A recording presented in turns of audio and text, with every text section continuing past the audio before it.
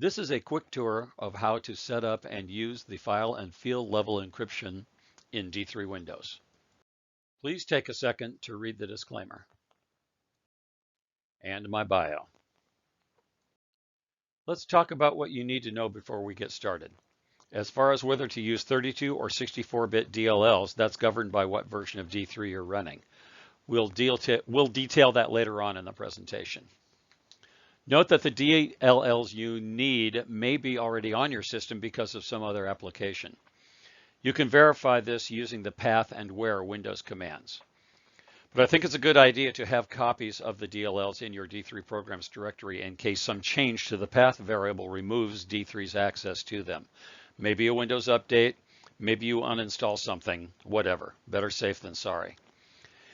And you should know that for D3 Windows, you don't really need to install OpenSSL to get the DLLs. They can be downloaded independently or copied from some other system. Just make sure they are from the correct OpenSSL version. So let's take a look at the path variable. Open a Windows command prompt and type path. You'll get a display similar in content to what you see on the slide, but I put in line feeds for clarity. Note the highlighted path as it's relevant in the next slide. Now, still in the Windows command prompt, type the following and note the results. Where SSLEAY asterisk and where LIBEAY asterisk. And if you're on D3 10.3.1 or better, where libcrypto asterisk and where libssl asterisk.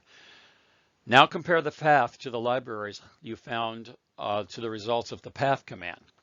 In my example, I found SSLEAY32DLL and LIBEAY32DLL in the C program files Intel ICLS client directory, which is also in the path variable. This allows D3 data encryption to work on my system. But let me stress again, if you copy these DLLs into the D3 programs directory, encryption will not break if the path reference to that directory disappears, like if I uninstall whatever that ICLS client is. Okay, let's see what libraries work with D3 Windows versions 9.0, 9.1, 9.2, which are 32-bit. The DLLs you'll need are from OpenSSL version 0.9.8 or 1.0. Find the 32-bit versions of LIBEAY32DLL and SSLEAY32DLL and place copies in the D3 programs directory. Moving on now to D3 Windows version 10.2, which is 64-bit. The DLLs you'll need are from the OpenSSL version 9.8, or rather 0.9.8 or 1.0. Find the 64-bit versions of the LIBEAY32DLL and SSLEAY32DLL and place copies in the D3 programs directory. Note that even though they are 64-bit, the names are still LIBEAY32 and SSLEAY32, which can be confusing, so heads up. For D3 Windows version 10.3, you have more OpenSSL options. You can use the 64-bit LIBEAY32DLL and SSLEAY32DLL from OpenSSL versions 0.9.8, 1.0, and 1.1.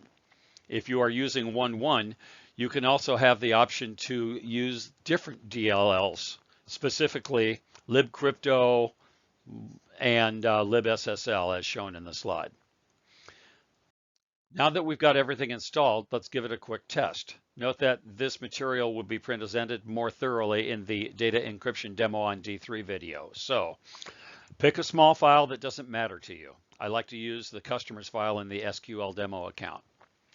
Type encrypt file SQL demo customers. If you get the encryption libraries are not loaded message, something's wrong. Give it another go or reach out to Rocket D3 support.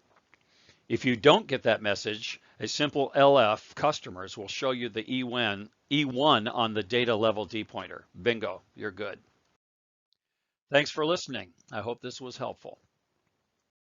If you have any questions or problems, please contact Rocket D3 support.